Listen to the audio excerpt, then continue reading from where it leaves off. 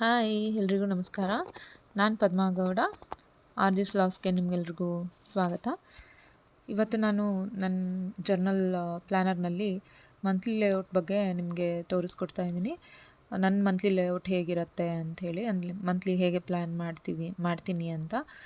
ಇದು calendar page. Calendar ಮಂಡೆಯಿಂದ ಏನು start ಆಗಿ 31st ತನಕ ಇರುತ್ತೆ, ಅದನ್ನು ನಾನು ಬರಿತಾ ಇದ್ದೀನಿ. ಒಂದೊಂದು ಬಾಕ್ಸಲ್ಲಿ ಕೂಡ ಅವತ್ತಿಂದ ಏನೇನು ಇವೆಂಟ್ಸೋ ಅಥವಾ ಏನೇನು ಕೆಲಸಗಳಿರುತ್ತೆ ಅಥವಾ ಏನಾದರೂ ಮರ್ತು ಹೋಗಬಾರ್ದು, ಬರ್ತ್ಡೇ ಆ ಥರ ಏನಾದ್ರು ಇದ್ದರೆ ಬರಿತೀನಿ ನಾನು. ನೆಕ್ಸ್ಟು ಈ ಕಡೆ ಈ ಮಂತಲ್ಲಿ ನಾನು ಏನು ಗೋಲ್ ಅಚೀವ್ ಮಾಡಬೇಕು.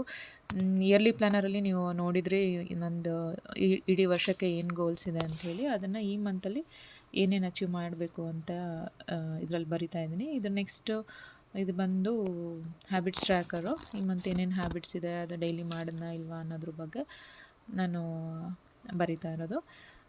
ಎಷ್ಟು ಹ್ಯಾಬಿಟ್ಸ್ ಬೇಕೋ ಅಷ್ಟು ಈ ಥರ ಬರ್ಕೋಬೋದು. ತುಂಬ ಹ್ಯಾಬಿಟ್ಸ್ ಟ್ರ್ಯಾಕರ್ದು ತುಂಬ ಥರ ಲೇಔಟ್ಸ್ ಇರುತ್ತೆ. ನಾನು ಈ ಥರ ಮಾಡ್ತಾಯಿದ್ದೀನಿ.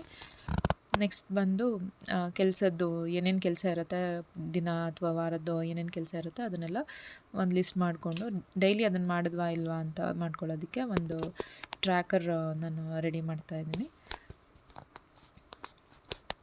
ಇದರ ನೆಕ್ಸ್ಟ್ ಪೇಜಲ್ಲಿ ಎಕ್ಸ್ಪೆಂಡಿಚರ್, ಅಂದರೆ ನಾವು ಫಿನಾನ್ಷಿಯಲ್ ಗೋಲ್ ಏನಿತ್ತು ಅದನ್ನು ಅಚೀವ್ ಮಾಡಬೇಕಂದ್ರೆ ಬಜೆಟಲ್ಲಿ ಇರಬೇಕು ಅಂತ ಏನು ಹೇಳಿದ್ನೋ ಆ ಬಜೆಟ್ನ ಪೇಜ್ನ ನಾನು ರೆಡಿ ಮಾಡ್ತಾಯಿದ್ದೀನಿ. ಯಾವ್ಯಾವ ಕೆಟಗರಿಯಲ್ಲಿ ಏನೇನು ಎಷ್ಟೆಷ್ಟು ಖರ್ಚು ಬರ್ಬೋದು ಆ ಥರದ್ದೆಲ್ಲ ಏನು ಬೇಕಾದರೂ ನಿಮ್ಗೆ ಹೆಂಗೆ ಬೇಕೋ ಹಂಗೆ ಮಾಡ್ಕೋಬೋದು.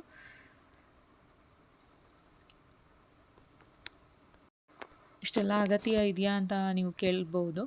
ಬಟ್ ಒಂದು ಲೈಫ್ ಒಂದು ಆರ್ಗನೈಸ್ಡ್ ಆಗಿರಬೇಕು ಅಥವಾ ಏನಾದರೂ ಒಂದು ಡಿಸಿಪ್ಲಿನ್ಡ್ ಆಗಿರಬೇಕು ಅಂತಂದರೆ ಇದೇ ಥರ ಬರಿಬೇಕು ಅಂತಲ್ಲ, ಬಟ್ ಇದನ್ನೆಲ್ಲ ಲೆಕ್ಕ ಇಟ್ಕೊಳ್ಳೋದಾಗಲಿ ಎಲ್ಲ ಅವಶ್ಯಕತೆ ಇದೆ ಅನಿಸುತ್ತೆ. ಇದು ನನ್ನ ಗ್ರ್ಯಾಟಿಟ್ಯೂಡ್ ಪೇಜು. ಪ್ರತಿದಿನ ಯಾರಿಗಾದರೂ ಥ್ಯಾಂಕ್ಸ್ ಹೇಳಬೇಕು, ಏನಕ್ಕಾದ್ರೂ ಒಂದು ವಸ್ತುಗಾಗಲಿ ಒಬ್ಬರು ವ್ಯಕ್ತಿಗಾಗಲಿ ಥ್ಯಾಂಕ್ಸ್ ಹೇಳಬೇಕು ಅಂದರೆ ಅದು ಗ್ರ್ಯಾಟಿಟ್ಯೂಡ್ ಪೇಜಲ್ಲಿ ಬರುತ್ತೆ.